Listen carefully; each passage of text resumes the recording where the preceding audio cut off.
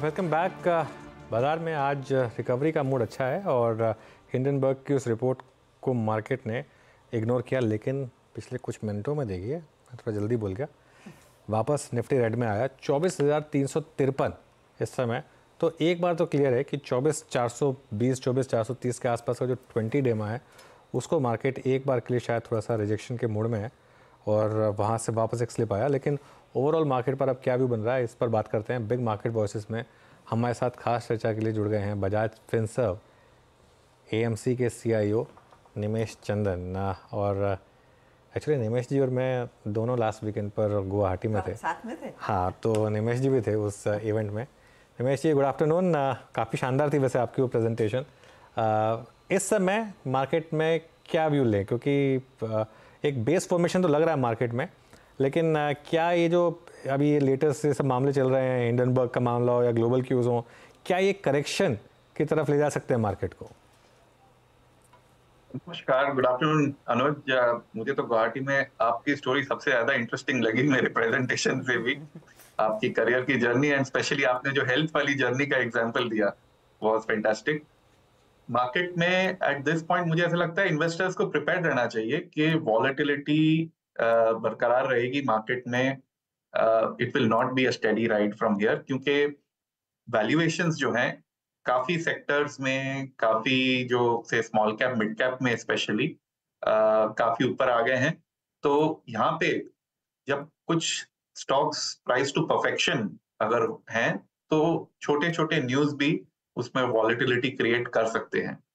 तो इन्वेस्टर्स को long term view रखना चाहिए और थोड़ा सा प्रिपेयर रहना चाहिए कि कुछ महीने शायद ये वॉलेटिलिटी कंटिन्यू रहे, और अगर आप लॉन्ग टर्म इन्वेस्टर हो तो कैसे उसका फायदा उठाना है वो सोचना चाहिए। अब निमिष, मैं आपसे पूछना चाहूंगी, कंसिडरिंग आज हमने एक ऐसा अपडेट के साथ शुरुआत बाजार में की जहां पर पहले एक रिपोर्ट आई और उसने पूरे मार्केट की नींव थोड़ी सी बिगाड़ दी थी। आज उतना सीरियस नॉक नहीं लिया है मार्केट ने, विच इज गुड। तो क्या हम ये समझें कि रिटेल निवेशक अब और मैच्योर हो गया है?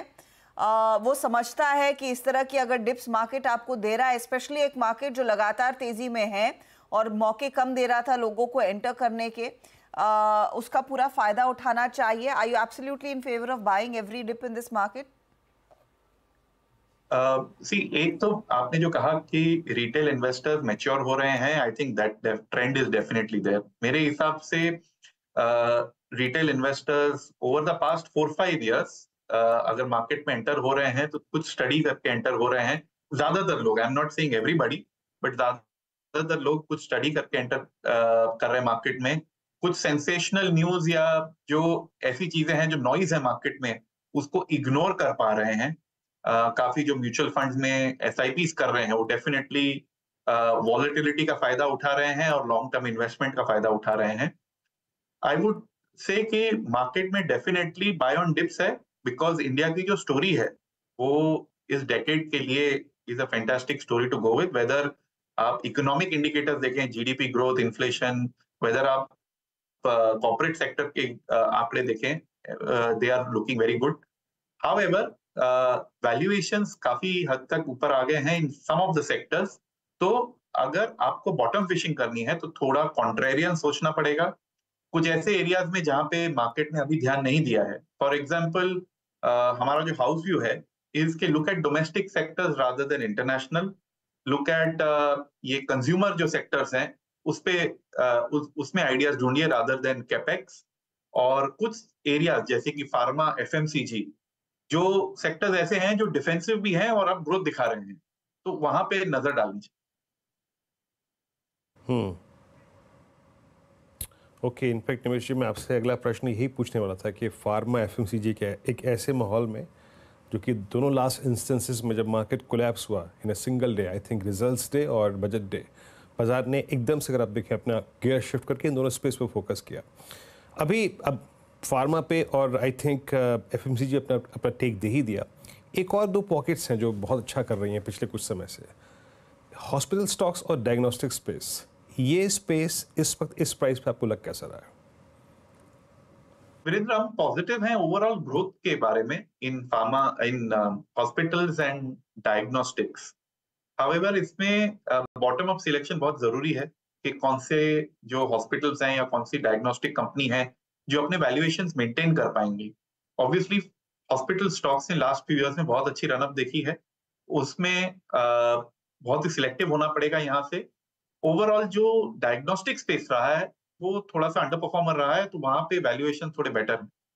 बट मैं आपका ध्यान एक और जो फार्मा से रिलेटेड सेक्टर है और फार्मा के अंदर आता है, which is contract research manufacturing, यानी कस्टम ड्रग डेवलपमेंट जो कहते हैं, उसमें जो है काफी चेंजेस आ सकते हैं। उसमें large caps, mid cap, small cap companies जो हैं वो अट्रैक्टिवली प्राइस्ड हैं।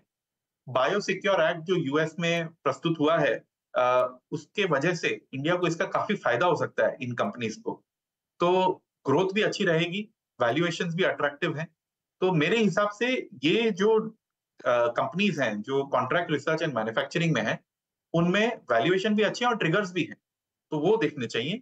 Definitely in hospitals and in diagnostics कुछ कंपनीज अट्रैक्टिवली वैल्यूड हैं and they have to be looked at. इन सब में हाउएवर आपको एक लॉन्ग टर्म नजरिया रखना पड़ेगा, एटलीस्ट 3 इयर्स की जो इन्वेस्टमेंट होराइजन जो है आपको रखनी पड़ेगी। कुछ सेक्टर्स जो है, जैसे मैंने कहा crams and maybe some sectors pockets in FMCG, वहां पे ट्रिगर्स थोड़े नजदीक है, क्योंकि उनमें जैसे मैंने कहा about this biosecure act and second recovery in the rural side, ये जो ट्रिगर्स हैं वो शायद आपको जल्दी देखने पे। ओके, बिल्कुल। अच्छा निमेश जी, इस मार्केट की जो एक तकलीफ रही है वो है लार्ज प्राइवेट बैंक्स। अगर आप देखें पिछले 1 साल से, और HDFC बैंक के केस में तो 3 साल से, इन स्टॉक्स ने चलना बंद कर दिया है। क्या ये सिर्फ एक जो निम्स के ऊपर प्रेशर आ रहा है उसका इम्पैक्ट है, या कुछ स्ट्रक्चरल वीकनेस है? स्ट्रक्चरल तो नहीं कहूंगा, लेकिन सिक्लिकल कहूंगा इसे।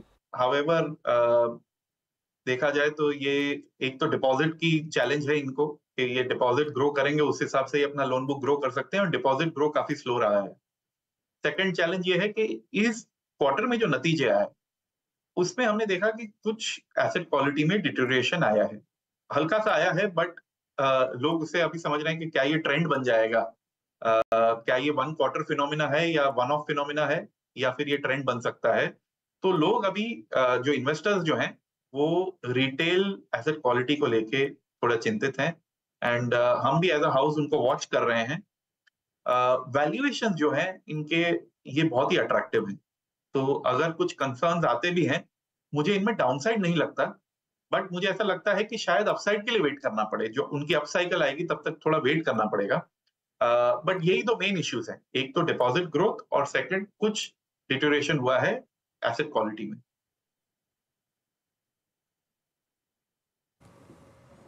अच्छा, अगर थोड़ा मैं ऑटो में आऊँ निमेश जी, यहाँ पे स्पेशली इस बार के मानसून को देखते हुए, मानसून के प्रोसीडिंग्स को देखते हुए, और जो FMCG कंपनियों ने अपने नंबर्स में और क्वार्टरली अपडेट्स में टिप्पणी की थी रिगार्डिंग रूरल मार्केट्स, ऑटो में आपका व्यू इस वक्त है क्या? और अगर मैं तीनों सेगमेंट को थोड़ा सा बाइसेक्ट करूं, जैसे 2 wheeler segment, commercial vehicle segment, passenger vehicle segment and specially tractors, आप ज़्यादा बुलिश कहाँ हैं? ज़्यादा कौन सी स्क्रिप्ट्स पे फोकस कर रहे हैं आप? वीरेंद्र, जैसे आपने कहा कि रूरल मार्केट्स में इंप्रूवमेंट है, FMCG कंपनीज ने वो इंडिकेशन दिए हुए हैं, तो जो इमीडिएट बेनिफिशियरीज जो इसमें दिखते हैं ऑटो सेक्टर में आर 2 व्हीलर्स एंड ट्रैक्टर्स। तो इन 2 सेगमेंट्स में हम काफी बुलिश हैं एंड हमारी इन्वेस्टमेंट्स इन कंपनीज में है। 4 व्हीलर में हम थोड़े से सिलेक्टिव जा रहे हैं, we are positive on the SUV play in the urban areas, तो वो SUV का जो लॉन्चेस हैं वो बढ़ते जाएंगे, प्लस इनमें ग्रोथ अच्छी रहेगी, तो 4 व्हीलर्स में we are selective. Commercial vehicles में we are a bit cautious, हम इतने बुलिश नहीं है on the commercial vehicle side. तो ये काइंड ऑफ पैकिंग ऑर्डर है हमारा। जैसे आपने एग्जैक्टली कहा कि रूरल रिकवरी की वजह से ट्रैक्टर्स और जो 2 व्हीलर्स हैं वो डेफिनेटली अच्छे स्पॉट पे हैं, प्लस आपने कुछ जो अभी लिस्टिंग्स हुई हैं उनका भी एग्जिस्टिंग प्लेयर्स को फायदा होगा वैल्यूएशन में या री-रेटिंग में।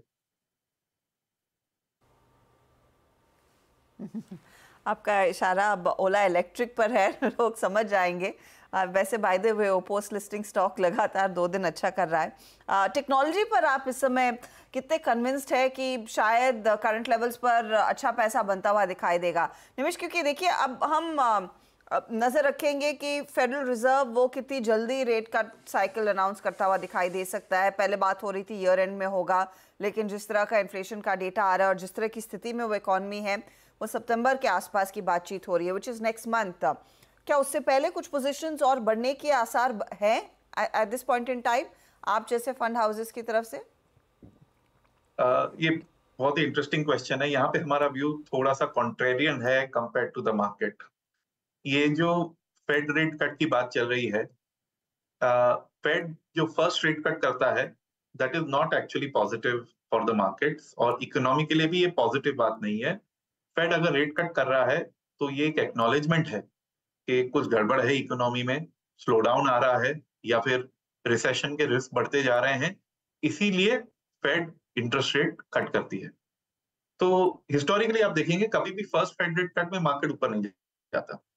अब अगर फेड इंटरेस्ट रेट कट कर रहा है because economy is slowing down, हमारी जो आईटी कंपनीज हैं ये तो B2B प्लेयर्स हैं, तो अगर उनके क्लाइंट्स पे कुछ स्लो डाउन का प्रेशर आता है क्योंकि उनकी इकोनॉमी इतना अच्छा नहीं कर रही है, तो उस वजह से कुछ आईटी बजट्स पे भी प्रेशर आ सकता है। ये हमारा व्यू है।